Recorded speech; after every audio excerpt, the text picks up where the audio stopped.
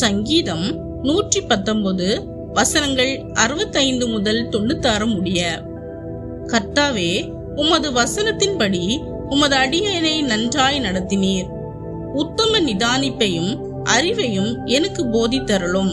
உம்முடைய கற்பனைகளின் பேரில் விசுவாசமாயிருக்கிறேன். நான் உபத்திரவப்படுவதற்கு முன் வழி தப்பி நடந்தேன். இப்பொழுதோ உம்முடைய வார்த்தையை காத்து நடக்கிறேன். தேவரீர் நல்லவரும் நன்மை செய்கிறவருமாயிருக்கிறீர். உமது பிரமாணங்களை எனக்கு போதியும். அகங்காரிகள் எனக்கு விரோதமாய் பொய்களை பிணைக்கிறார்கள். நானோ முழு இருதயத்தோடும் உம்முடைய கட்டளைகளை கைக்கொள்ளுவேன். அவர்கள் இருதயம் நினந்துண்ணி கொளுத்திருக்கிறது. நானோ உம்முடைய வேதத்தில் மனமகிழ்ச்சியாயிருக்கிறேன். நான் உபத்திரவப்பட்டது எனக்கு நல்லது. அதனால் உமது பிரமாணங்களை கற்றுக்கொள்ளுகிறேன்.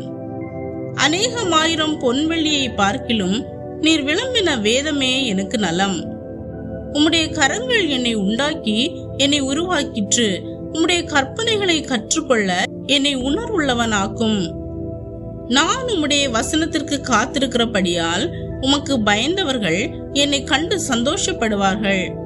கர்த்தாவே, உமது நியாய தீர்ப்புகள் நீதியுள்ளதென்றும் உண்மையின்படி என்னை உபத்திரவப்படுத்தினீர் என்றும் அறிவேன். நீர் உமது அடியேனுக்கு கொடுத்த உமது வாக்கின்படி உமது கிருபை என்னை தேற்றுவதாக.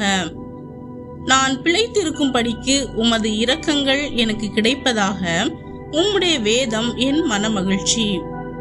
அகங்காரிகள் என்னை பொய்களினால் கெடுக்க பார்த்தபடியால் வெட்கப்பட்டு போவார்களாக. நானோ உமது கட்டளைகளை தியானிப்பேன். உமக்கு பயந்து உமது சாட்சிகளை அறிந்திருக்கிறவர்கள் என் அண்டைக்கு திரும்புவார்களாக. நான் வெட்கப்பட்டு போகாதபடிக்கு என் இருதயம் உமது பிரமாணங்களில் உத்தமமாயிருக்க கடவது. உம்முடைய இரட்சிப்புக்கு என் ஆத்துமா தவிக்கிறது. உம்முடைய வசனத்துக்கு காத்திருக்கிறேன். எப்பொழுது என்னை தேற்றுவீர் என்று உம்முடைய வாக்கின் மேல் நோக்கமாய் என் கண்கள் பூத்து போகிறது. புகையில் உள்ள துருத்தியை போலானேன். உமது பிரமாணங்களையோ மறவேன். உமது அடியனுடைய நாட்கள் எம்மாத்திரம்?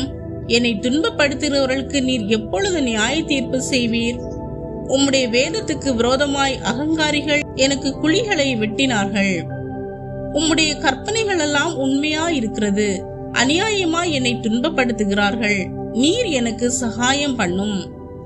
அவர்கள் என்னை பூமியில் இராமல் நீக்கிவிட சற்றே தப்பிற்று. ஆனாலும் நான் உமது கட்டளைகளை விட்டுவிடவில்லை. உமது கிருபையின்படியே என்னை உயிர்ப்பியும்.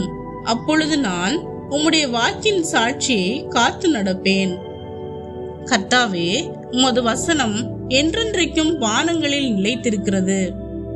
உம்முடைய உண்மை தலைமுறை தலைமுறையாக இருக்கும். பூமியை உறுதிப்படுத்தினீர், அது நிலைத்திருக்கிறது. உம்முடைய பிரமாணங்களை நிறைவேற்றும்படி அவைகள் இந்நாள் வரைக்கும் நிற்கிறது. சமஸ்தமும் உம்மை சேவிக்கும். உமது வேதம் என் மனமகிழ்ச்சியாயிராதிருந்தால் என் துக்கத்திலே அழிந்து போயிருப்பேன். நான் ஒருபோதும் உம்முடைய கட்டளைகளை மறக்க மாட்டேன். அவைகளால் நீர் என்னை உயிர்ப்பித்தீர். நான் உம்முடையவன், என்னை இரட்சியும். உம்முடைய கட்டளைகளை ஆராயிறேன். துன்மார்க்கர் என்னை அழிக்க காத்திருக்கிறார்கள்.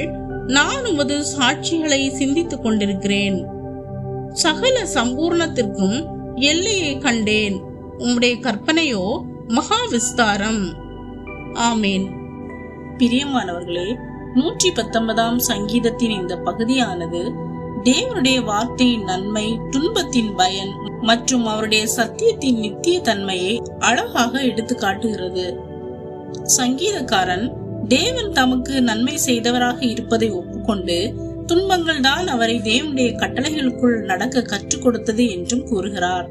மேலும் உலக செல்வங்களை விட தேவனுடைய நியாய பிரமாணம் மேலானது என்று உணர்கிறார்.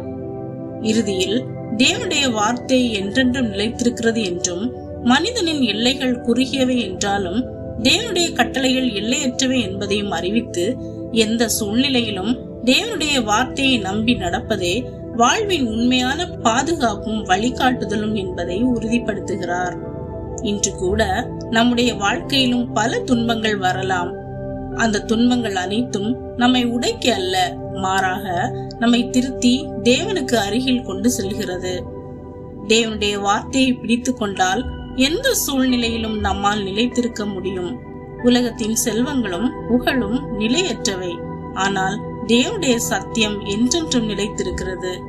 நாம் எப்போதும் தேவனுடைய வார்த்தையை நம்பி நடக்கவும், துன்பங்களில் கூட நம்பிக்கையை இழக்காமல் இருக்கவும் இந்த பகுதி நம்மை ஊக்குவிக்கிறது.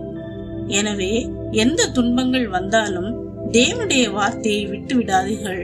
அதுவே உங்களை சரியான பாதையில் நடத்தும். ஆமேன்.